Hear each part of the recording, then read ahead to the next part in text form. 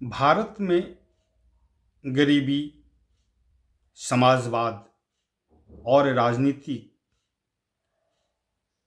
गरीबी, समाजवाद और राजनीति की जो मैं बात करने जा रहा हूँ, उसके पीछे के रहस्यों को आपको समझना होगा। उसके पीछे के रहस्य क्या है, इस बात को बारीकी से समझना होगा। इस भारतवर्ष में गरीबी को स्थापित किया गया। इस भारतवर्ष में समाजवाद को स्थापित नहीं होने दिया गया और इस भारतवर्ष में बिना समाजवाद के राजनीति को जन्म दे दिया गया।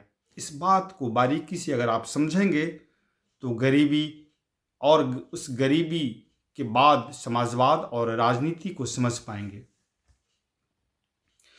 गरीबी कैसे स्थापित हुई, उसमें आपका और हमारा कोई भूमिका नहीं है। हमारे यहाँ उन लोगों की भूमिका है जिसने सोचा कि हम चरखे से आज़ादी लाएंगे, जिसने सोचा कि हम भूदान को दान करके गरीबी को दूर करेंगे, समाजवाद को स्थापित करेंगे। और उसने सिखाया दलितों को, वंचितों को, गरीबों को, मजदूरों को, किसानों को कि श्रम ही लक्ष्य है। श्रम ही लक्ष्य है और श्रम के बलबूते हम सब कुछ पा सकते हैं।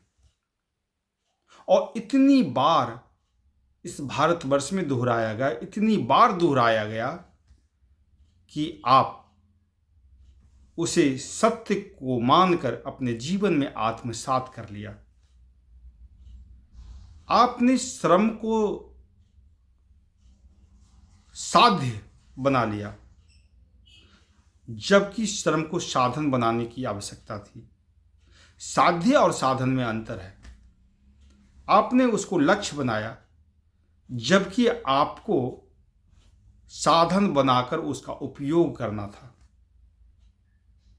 अमीर लोगों ने आपको यही समझाया कि अगर आप श्रम करते हैं तो आपके जीवन में अमीरी होगी और आपको श्रम के रास्ते आगे बढ़ाने की जो कोशिश किया उसके पीछे एक षड्यंत्र था और अमीर लोगों ने तकनीक को इस्तेमाल किया।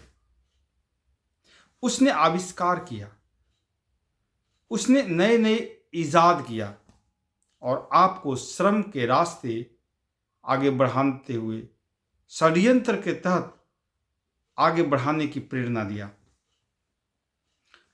दलित, वंचित समाज के लोग आविष्कार नहीं कर पाए, कोई बड़ा नया इजाद नहीं कर पाए, वह श्रम करते रह गए और